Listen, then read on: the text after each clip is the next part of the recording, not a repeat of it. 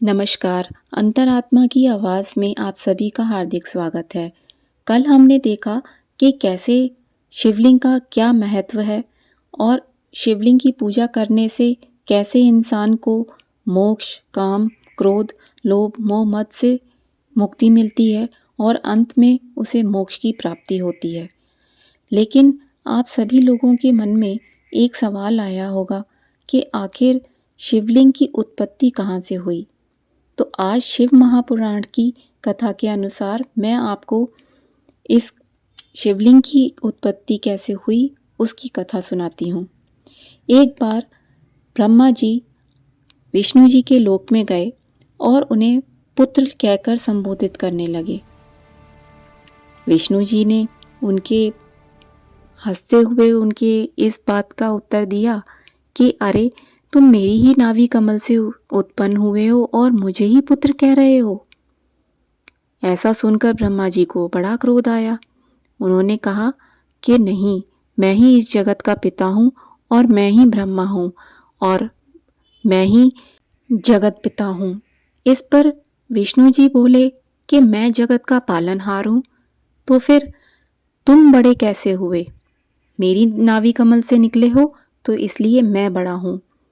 उन दोनों को आपस में इस तरह झगड़ते देखकर देवताओं को बड़ा कष्ट हुआ। उन्होंने कहा कि अगर ये आपस में ऐसे ही लड़ते रहे तो संसार की सृष्टि का काम कैसे चलेगा। इस समस्या को लेकर वो दोनों सभी देवता शिव जी के पास गए, क्योंकि सभी देवता जानते थे कि शिव जी कण कण में विराजमान हैं, तो इस समस्या का समाधान भी वही करेंगे। अब जब वो शिवजी के पास गए तो शिवजी ने उन्हें आते हुए देखकर कहा कि कैसे आए आप लोग। तो देवता सभी बोले कि आज कैसे युद्ध हो रहा है ब्रह्मा जी का और विष्णु जी का। तो शिवजी बोले, क्योंकि वो सब जानते ही थे तो वो उनके साथ चल दिए। पहले तो वो ब्रह्मा और विष्णु के जो युद्ध हो रहा था उसे बादलों में छुप के देखते रहे। फिर उन्होंने देखा कि ये दोनों ऐसे अस्त्र चलाने वाले हैं जिससे कि पूरा ब्रह्मांड ही प्रलय में नष्ट हो जाएगा। तो इसलिए फिर वो एक अग्नि रूप के स्तंभ के रूप में प्रकट हुए। वो अग्नि इतनी प्रबल एक लिंग के रूप में प्रकट हुई और उसको देखकर ये ब्रह्मा और विष्णु दोनों ही बड़े आश्चर्यचकित हो गए। उन्होंने कहा कि इसका हमें छोर पाना चाहिए, आखिर ये कहाँ से उत्पन्न है और इसका क्या अंत है। तो दोनों ही एक दूसरी दिशा में, एक दूसरे के विपरीत दिशा में चल दिए, क्योंकि उन्हें उस अग्नि स्तंभ का छोर पाना था। तो ब्रह्मा जी आकाश की तरफ गए, उन्होंने अपने हंस पर सवारी की और विष्णु जी शुकर पर सवार थे। अब बहुत समय बीत गया लेकिन दोनों को उस अग्नि स्तंभ का छोर नहीं मिला। रास्ते में ब्रह्मा जी को एक केतकी का फूल मिला जिससे उन्होंने अपने पास रख लिया और जब वे लौट के आए तो विष्णु जी से बोले कि मैंने अग्नि स्तंभ का छोर पा लिया है।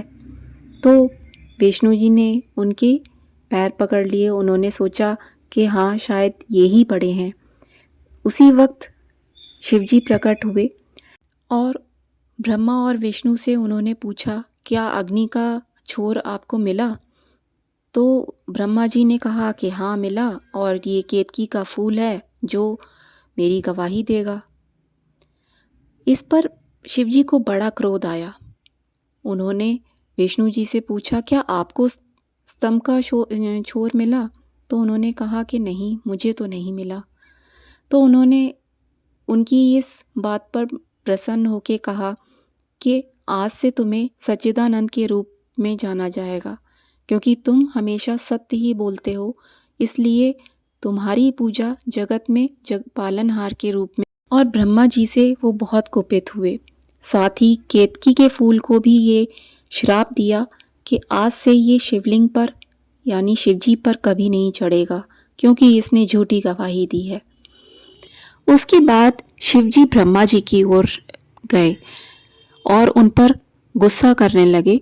तब उन्होंने उनसे क्षमा मांगी और कहा कि प्रभु मुझे क्षमा कर दीजिए, आइंदा मैं ऐसी गलती नहीं करूँगा।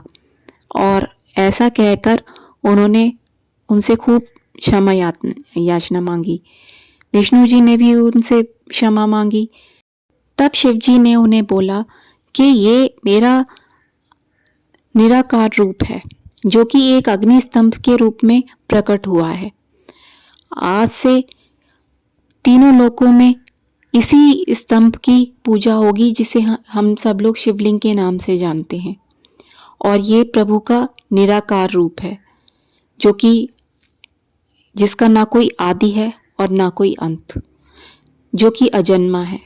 जब ब्रह्मा जी को ये पता चला कि ये सब शिव जी की लीला है तो उनको अपने करने पर बहुत पछतावा हुआ और उनका जो घमंड था वो भी चूर चूर हो गया।